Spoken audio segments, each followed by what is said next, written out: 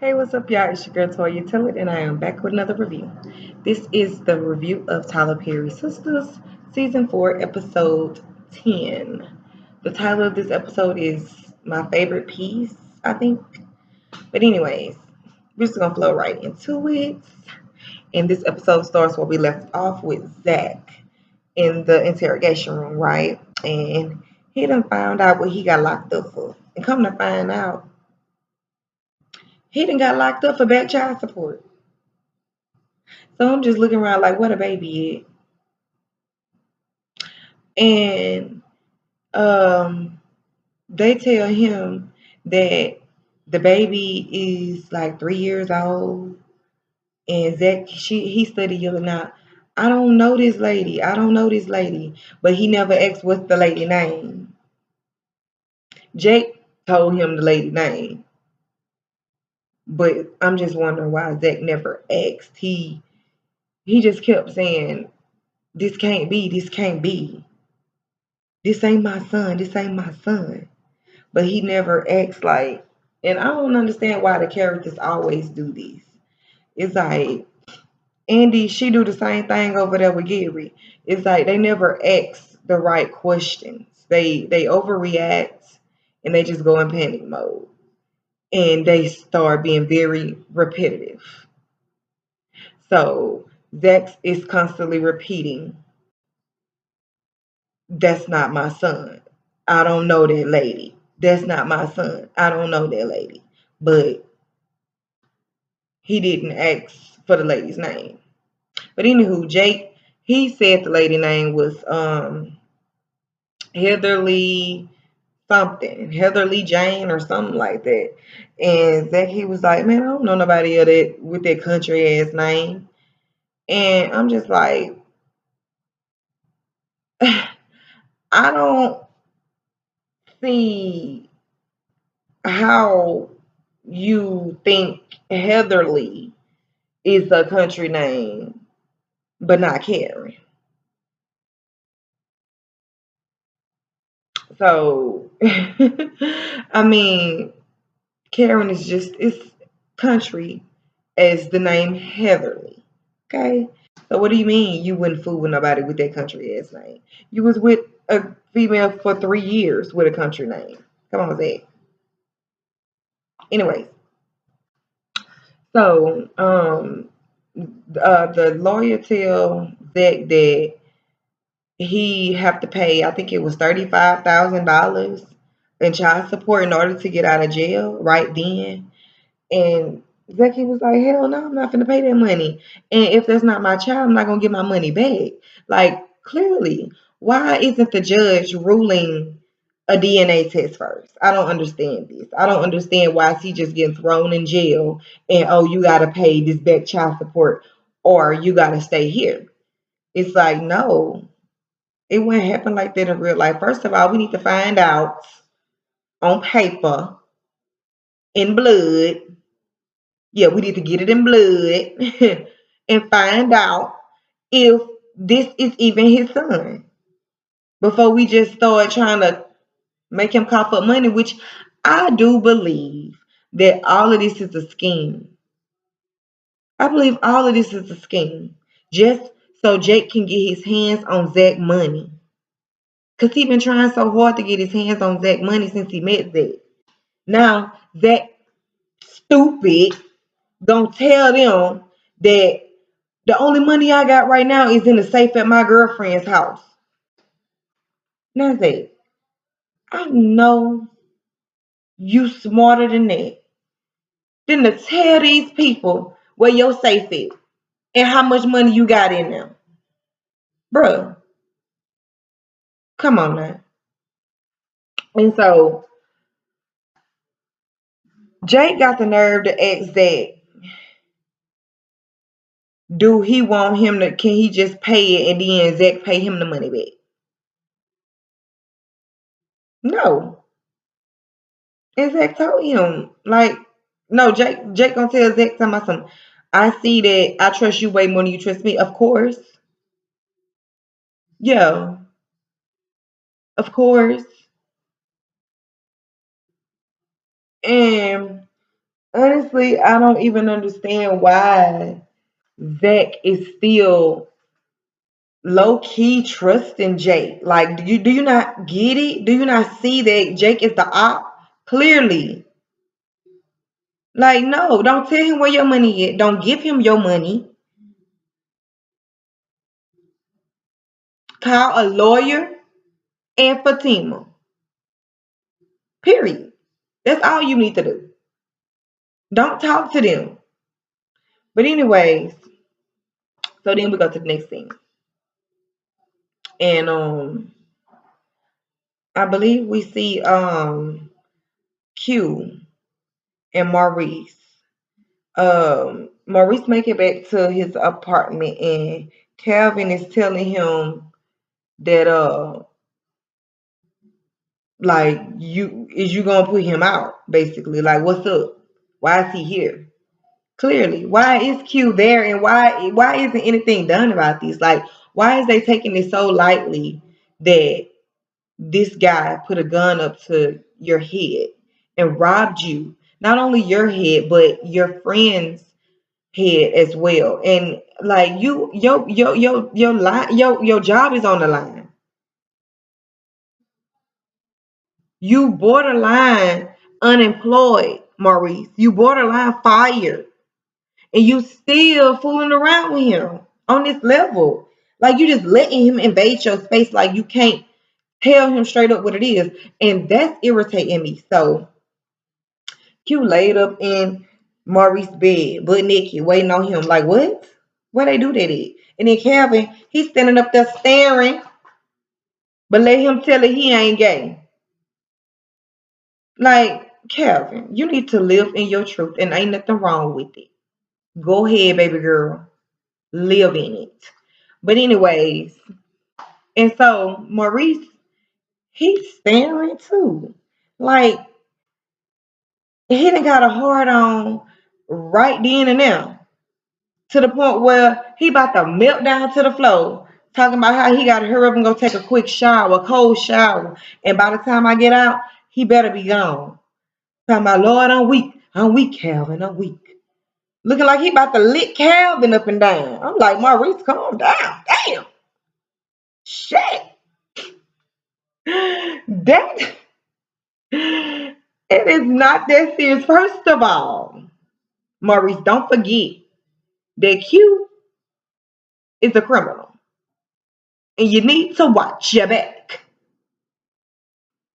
Anyways, so then we go to Andi.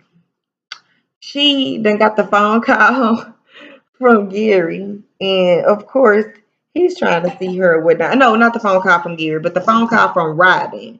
And of course, he's trying to see her or whatnot. Talking about he just flew back into Atlanta and he want to take her to dinner or whatever tonight. And so Andy, she was like, "Nah, tonight not a good night because of course she's all dressed up in all black, looking like she ready to go to a funeral home, low key." But she finna go on a date with Danny so that she can go talk about Gary and get full approval of her going back to Gary. So that's what she on tonight. She ain't really trying to fool with Robin. So Robin, he can tell in her voice that she got a change of mind at this point. He even said like what he did. He must have bought you flowers. Oh no, it take more than that to get a woman like you back, of course. And so she was like, no, and all of that, but clearly, yes. In which ain't nothing wrong with that. Like, I ain't trying to downplay Andy. I mean, get it how you live. Because at the end of the day, Gary gonna trick off anyway. So you might as well go ahead and get what you get. And that's just how I see it. So yeah, if he did bring penthouse and Rolls Royce flowers and everything else to the door just to get back in my good graces, that's on him. Don't mean I'm gonna take him back, but I ain't gonna stop him. Anyways, so Robin, she brushed him off real quick and then she went on out on a date with Danny. And when she met up with Danny, Danny was looking real good. Like, I love Danny's smile. I must say, like, oh my gosh, Danny has a beautiful, beautiful smile. Those cheekbones are life. But anyways, so Andi, she sit down, and of course, excuse my computer, trying to angle it right. But of course, she gets to talking about Gary. And Danny told her straight up, like, the problem is you just in love, and he's in love with you as well. And I mean, you're not gonna get out of it until you're tired of it. And like, she told Andi some real stuff. Like, sometimes it takes you to do what you want to do in order for you to let go. Like, and sometimes it might take you being with that person. Like, with you actually giving that person a second chance might leads you to understanding that we don't need to be together. Like, it's not clicking in Andy's head right now because she's still in curiosity. She feel like Gary might have changed and all this and that. She's still in curiosity to give him a second chance. So when she go ahead and do that, and I feel like Danny, yeah, Danny's speaking some real stuff, unlike the other girls. I feel like she caught the right person to talk to because Danny delivered it how she needed to hear it.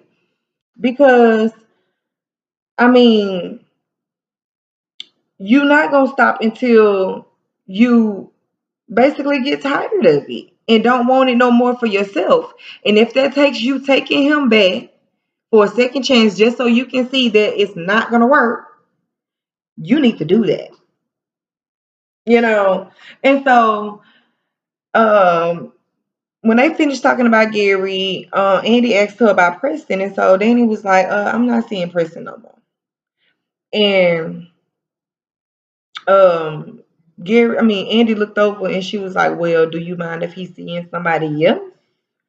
Because clearly, and at the time Preston was walking through the door with another black chick um that he took taken out on a date. And you see what I'm saying? Like, Preston, he ain't even taking Danny out on no dates. And then you got the nerve to take this girl to Danny's favorite spot. You ain't never even took Danny to Danny's favorite spot. Like, real shit. What's up with it? So, and another thing I caught on to is, how the fuck did Andi even know how Preston looked? Because I didn't even think that I don't remember Danny introducing Andi and Preston. Unless she's seen a picture of them. Hell, I don't know. Hell, they do got social media, so I guess. But anyways, Preston come walking in with a black girl, which is his date. And Andi told her, like, don't go and say nothing or whatever the case may be. But when Andi left, Danny went over there anyway. So she done stepped up to Preston again and asked Preston, who is she? Who is she? And she turned around. Preston said, this is Kelly. And Kelly turned around and said, oh, you know me? And I'm thinking in my head, is it about to pop off at the olive bar? And so Danny looked back at her and was like, oh, okay, yeah, I do know you. From the gym, right? Zach introduced us, right? And so it's clicking in Danny's head. She putting two and two together, like, okay, so Zach introduced us. Did Zach introduce y'all? And Kelly saying, yeah. But Preston over there saying no. Of course, Preston trying to say Zach is, right? In which, like, I don't even understand, how do Zach know Kelly to introduce Kelly to Preston? But Kelly said that they introduced at the gym, so I don't know. Whatever. But anyways, back over there at Karen's salon, Pam, she over there getting all the info. She on the phone, and basically she done found out that the police looking lady, yeah, she is a cop. and they got Zach arrested right now. And so, I mean, no, she didn't say they got Zach arrested right now. She said that they looking for Zach to arrest him because he have a warrant. And so Karen, she done hopped up. She done grabbed her phone to call Zach. She like, hold on, wait a minute. This ain't gonna go down like this. And so Pam like, where you going? She was like, I'm finna go over there to his house right now to tell him what's going on. And so Karen not playing, I swear. Them true feelings for Zach is still live in her heart because when I tell you she ain't waste no time, she jumping for Zach just the same way Fatima jumping for Zach. They both superwoman when it come down to Zach. But anyway, so Karen, she head out the door and she calling Zach at the same time as she on her way over there. So Pam had to call her out for it. Pam was like, girl, you just want that D. That D, that D, that D. And so that's when we see Fatima. She done pulled back up to the house and Karen outside. And Karen, she's standing there looking like she about ready, for whatever. And so she tell Fatima that she was like, I don't want him back. That's not the case. But it bothers me the fact that when he was with me for 3 years, I couldn't even get him to do all this shit that he doing with you in 3 weeks. On top of that, he got the money, the house, the car, and he enjoying it all with you. After, everything that I had to go through, and I feel Karen, like I said in previous videos, y'all can go back and watch them because I ain't finna explain all that over again. But I understand Karen's hurt. I'm just gonna put it like that. I understand her hurt, but I will not act out in the way that she's acting. Although I understand her hurt, I don't agree with her actions. So, she's telling Fatima to go in the house and get Zach. And Fatima was like, you can come in, like, you welcome to come in. So, like, Fatima, she really don't want no bad blood with Karen. But Karen, she really not trying to go there because, of course, she's still in her feelings. Like, it's gonna take her a minute. And so, she Fatima walk in the house to go and get Zach. And what's the name? If some guy in the workers that's around the house, um, the guy told Fatima that the cops came to arrest Zach earlier today. So Fatima like, what? Hell no. So her first thought go to Hayden, right? So she called Hayden. She tell Hayden, you done fucked up this time. You dead. You hear me? You dead. And I'm just like, no, Fatima, you need to slow your roll. Because first of all, you wore all white when you went to go beat Hayden up. That was stupid. Then you gonna turn around and tell him you about to kill him before you kill him? That's stupid. Like, come on now, Tyler Perry. Like, don't make the woman go from being the smartest sister on the show to the dumbest sister on the show. Like, but anyway, so she marched back outside to tell Karen that honestly, he's not here. And so Karen, she's like, you bullshit. And Fatima, she like, seriously, Karen, I'm not that type of girl. I'm not that girl you thinking. Like, I even have told you can come inside. Like, he ain't here, he ain't here. But Karen, she ain't trying to hear. She like, okay, okay, you got that. Okay. And she looked like she about to go cry in the car. So Now, um, we over there at Sabrina's place. Danny come by to visit because, of course, Danny and her feelings. She just seen Preston with another black girl that's out on a date when he still have never took her out on a date. Matters a damn how many steaks he done cooked over her stove. He never took her out on a date. And a woman want to be winding down and feel special sometime. Hell, he can make all the rest of these other strangers feel special. Girls he just met at the gym. He can make them feel special. So I feel Danny, where she coming from? But anyways, so she went over there to talk to Sabrina and tell Sabrina about it. And while she was talking to Sabrina, uh Sabrina told her about Brumman. And so Danny quickly grabbed Sabrina's phone. She was like, what's his name? And I can't never think of his name, so I just always call him Brumman. Because the first time I seen him, he just popped through. Like Brumman on the fifth floor. Like he just popped through. So I just call him Brumman ever since then. So yeah, Brumman, Danny texted him and was like, can we go on a dinner? Can we go out for dinner tonight? Thinking like she's Sabrina on some high school shit. And so Sabrina was like, stop, Danny. I'm going out with Kevin and I already made plans.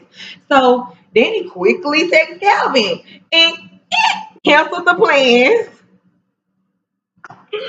And Kevin was like, okay, that's cool, that's cool. And Bro Man agreed to the plans with Sabrina. And so Danny had to talk Sabrina into going because at first Sabrina was like, no way, I'm not going, I'm not going, I'm not going. I'm just thinking in my head, why not? Why not? Like clearly Calvin has made it clear to you that y'all are not in a relationship. When he was standing side by side, butt naked with that white girl that was butt naked busting up out of his room. He made it very clear at that moment because it benefited him.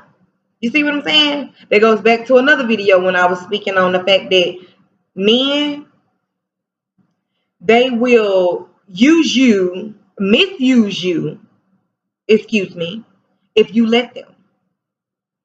Because they can holler about, oh, we not together, we not together.